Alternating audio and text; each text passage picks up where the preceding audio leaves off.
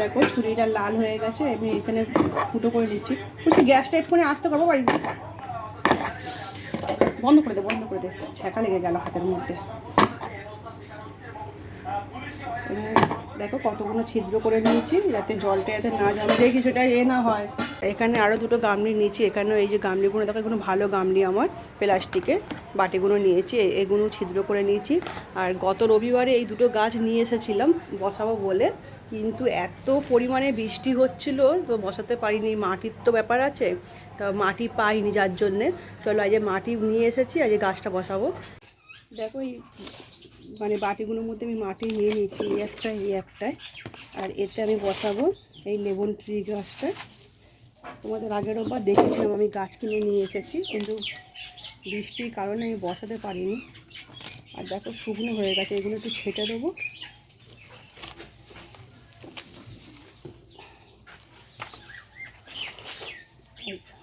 এই এতে মোড়া ছিল গাছটা, তো ওখানে দোকানদার বলেছে এটা কেটে ফেলে দিতে, যার জন্য আমি এটা কেটে ফেলে দিচ্ছি, নাহলে গাছটা ভালো হবে না।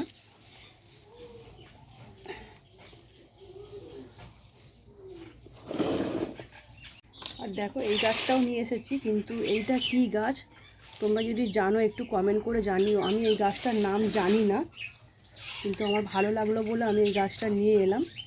খুব ভালো লাগলো এই গাছটা দেখতে, যার জন্য নিয়ে এসেছি। যদি তোমরা কেউ জানো একটু কমেন্ট করে জানিও এই গাছটার নাম কি।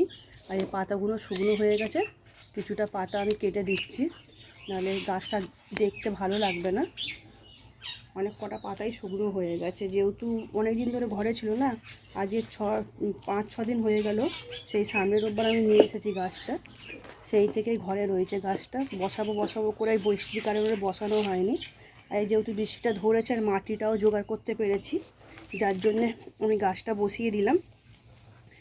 জায়গাটা একটু বড় হলে ভালো হতো, কিন্তু আর কোনো জায়গা নেই, কিছু করারও নেই আমার।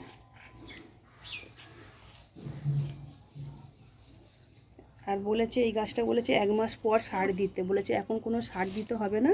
আর অনেক মানে খুব একটা ট্রিটমেন্টও লাগবে না, খুব হালকা ট্রিটমেন্ট হলে হয়ে যাবে এই গাছটা। বলেছে 1 মাস পর সার দিতে, এখন দেখা যাক। এখন এতে তো বসিয়েছি গামলিতে, দেখতে কত সুন্দর লাগছে না?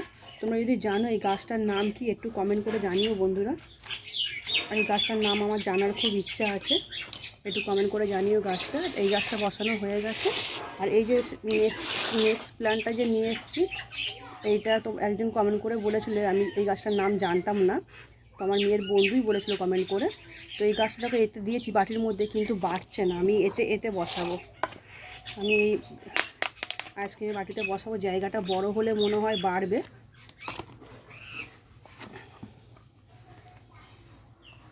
এই জন্য এতে বসিয়ে দিচ্ছি। চলো আগে বসিনি, তোমাদেরকে দেখাচ্ছি কোথায় কোথায় কী কী রাখলাম। দেখো 3টে গাছ আমার এখানে বসানো হয়ে গেছে। আর এইটা লেমন ট্রি গাছটা আমি কুয়োর পেছনে রাখবো, আমি এটা দিকে নিয়ে যাব না। চলো। আর এই যে আমার এখানে গাছ কত লাগানো আছে দেখো, এই গাছটা আমি এখানে বসাবো, এই গাছটা আমি এখানে রাখবো, এতে করে ভালো হবে। দেখো এই জায়গাটায় বসালাম গাছটা, এই গাছটা এখানে বসিয়েছি, এতে জলটা এখানে ভালো পড়বে আর জিনিসটাও খুব ভালো হবে। আর রয়েছে প্রত্যেকবারে অনেক লঙ্কা হয়। আর এইটা আমার সাদা জবার গাছ, আমি কেটে দিয়েছিলাম, এখনও কুড়ি আসেনি, গাছটা হচ্ছে। এই গাছটা আমি নিয়ে যাব, খুব ভারী হয়েছে। তো এই গাছটা আমার এই পাঁচিলের মধ্যে বসিয়েছি। তোমাদেরকে বারবার করে বলছি, যদি তোমরা এই গাছটার নাম জেনে থাকো একটু কমেন্ট করে জানিও। আর আমার জানি না, ক্যামেরাটা প্রচণ্ড পরিমাণে ঘোলা আসছে কদিন ধরে। দেখো এই গাছটা তোমাকে অনেকবার করে তোমাদেরকে জানাচ্ছি, যদি কেউ জেনে থাকো গাছটার নাম একটু কমেন্ট করে জানিও। নদীতে আমার এই বাচ্চাটা শুয়ে রয়েছে, আরও অনেক কটা ছিল, ওরা সব বেরিয়ে গেছে। এদেরকে প্রত্যেক দিন আমি খেতে দিই, এরা আমার পোষা কুকুর না, আমার রাস্তায় মানে পাড়ায় থাকে, আমি খেতে দিই, দুবেলা খেতে দিই ওদেরকে।